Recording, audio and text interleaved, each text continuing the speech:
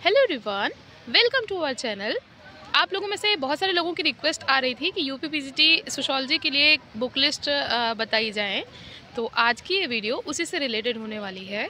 अभी मैं थोड़ा सा बाहर हूँ तो शायद आपको थोड़ी सी नॉइज़ वगैरह आ सकती है, बट आई होप आपको वॉइस जो है वो क्लियर आए।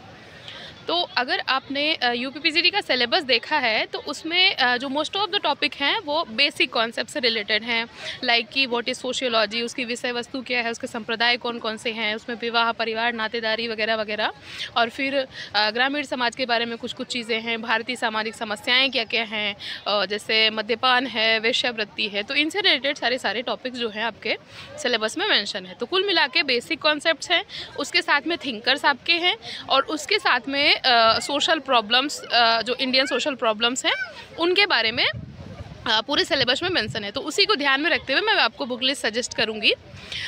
तो सबसे पहले अगर आपको बेसिक कॉन्सेप्ट अच्छे से कवर अप करने हैं तो एक बुक आती है साहित्य भवन पब्लिकेशन की, सोशियोलॉजी की।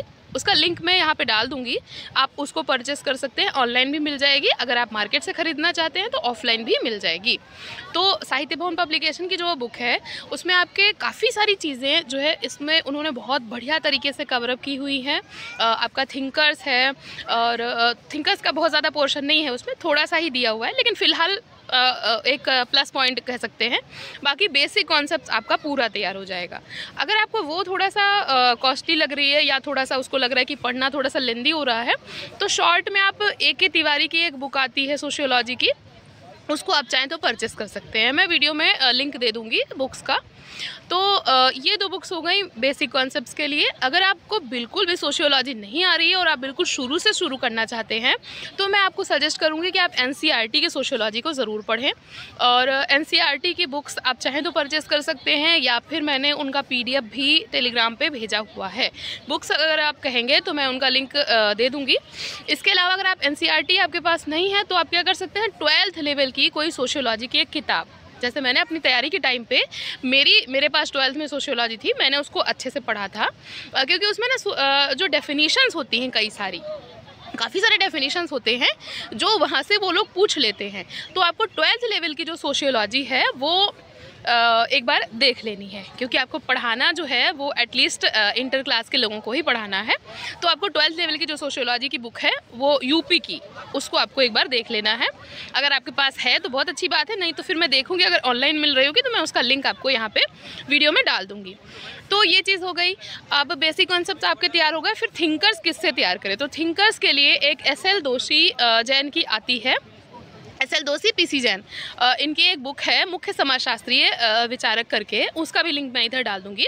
तो वो वाली बुक आप ले सकते हैं। या फिर हरिकृष्ण रावत की एक आती है थिंकर्स की, जिसमें करीब उन्होंने 50 सोशियोलॉजिकल थिंकर्स को कवर अप किया है। दोनों में डिफरेंस ये है कि जो दोशी जैन की किताब है उसमें डिटेल में उन्होंने करीब 10-12 थिंकर को बहुत विस्तार से, मतलब अच्छे से, आपका जो है अंडरस्टैंडिंग उसमें बहुत बढ़िया बनेगा।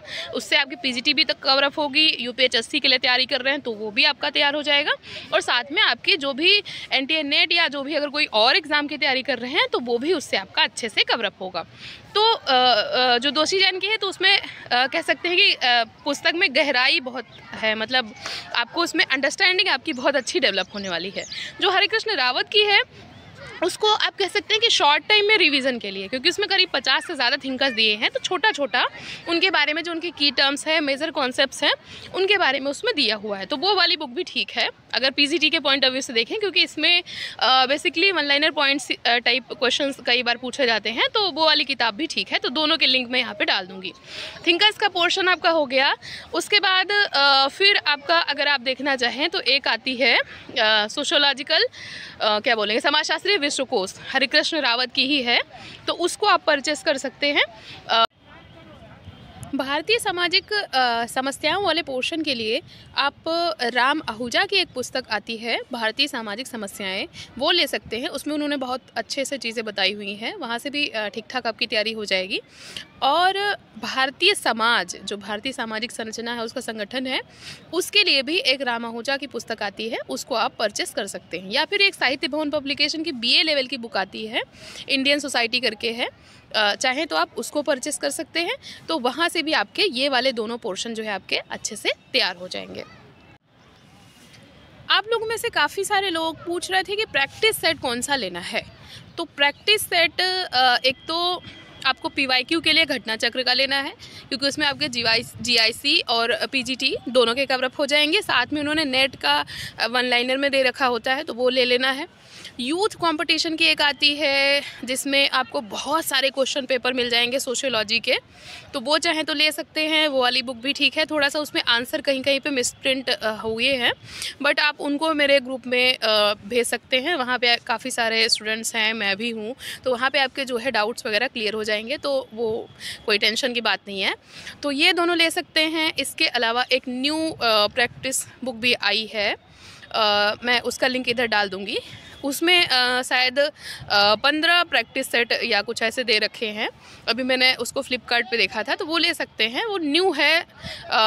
इसके अलावा मैं आपको सजेस्ट करूँगी कि आप प्रैक्टिस ऑनलाइन करने के लिए कोशिश करें, क्योंकि यहाँ पे जैसे मैं ही करवा रही हूँ ऑनलाइन में। मैं क्या करवा रही हूँ कि जितने भी इधर जितने भी अभी एग्ज़ाम्स हुए हैं, जैसे 2023 से लेकर के 24 और 22 भी मैं इंक्लूड कर रही हूँ, तो ये 2-3 साल के जो भी एग्ज़ाम्स हुए हैं, तो उनको मैं सारे के सारे कवरअप करवा रही हूँ। अब देखिए क्वेश्चंस वो कहाँ से पूछेंगे, कहीं ना कहीं से तो पूछेंगे, क्योंकि एकदम से बना के तो नहीं ले आएंगे। कहीं किसी बुक से, कहीं किसी एग्ज़ाम से, कहीं से तो कोरिलेट करके पूछेंगे ही पूछेंगे। तो अगर आप इतने सारे जो न्यू क्वेश्चन पेपर हैं इनको लगाते हैं, तो आपकी अंडरस्टैंडिंग काफ़ी अच्छी हो जाती है, और मेरे ख्याल से आपकी प्रिपरेशन जो है इसमें एक बूस्टअप आएगा। तो इतना ये सारी चीज़ें आपको प्रैक्टिस के लिए करनी है।